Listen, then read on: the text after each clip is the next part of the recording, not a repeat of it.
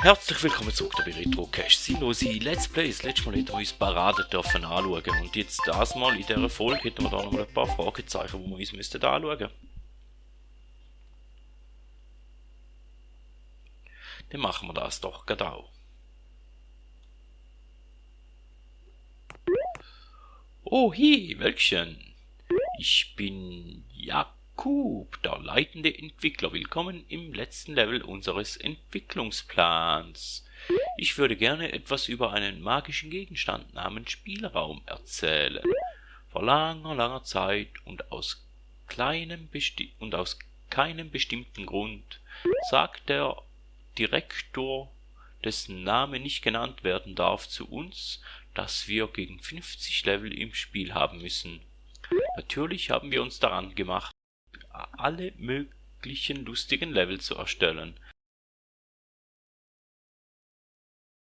Level mit Schnee, Level mit Öl, Level mit ewig langen Cutscenes. Doch am Ende fehlte uns immer noch ein Level und das hat unserem Direktor überhaupt nicht gefallen. Also warfen wir in letzter Minute einen Haufen zufälliger Assistenten auf ein paar graue Kisten, nur damit die Zahlen stimmen.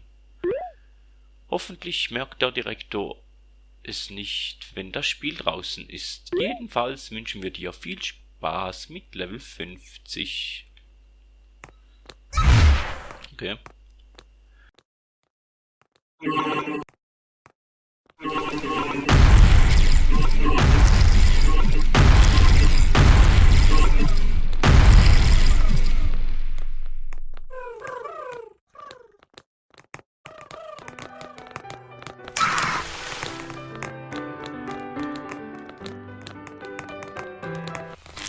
Okay, ein Radio, ein paar Lütli und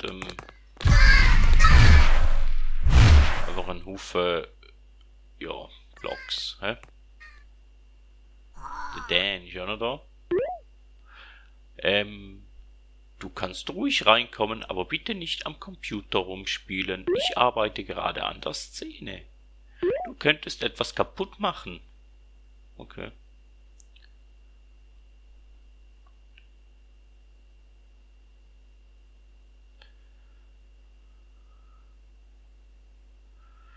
Aha, und die ganze Muster und so. Und dann hat es noch mehr so Leute da drin, oder nicht? Können wir da noch mehr Leute mit anderen Leuten auch noch reden? Oder? Nö, gut, Ende des Levels.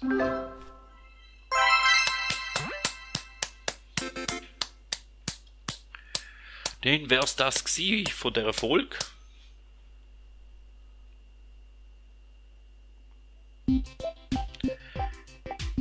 Bis zum nächsten Mal und man hört sich.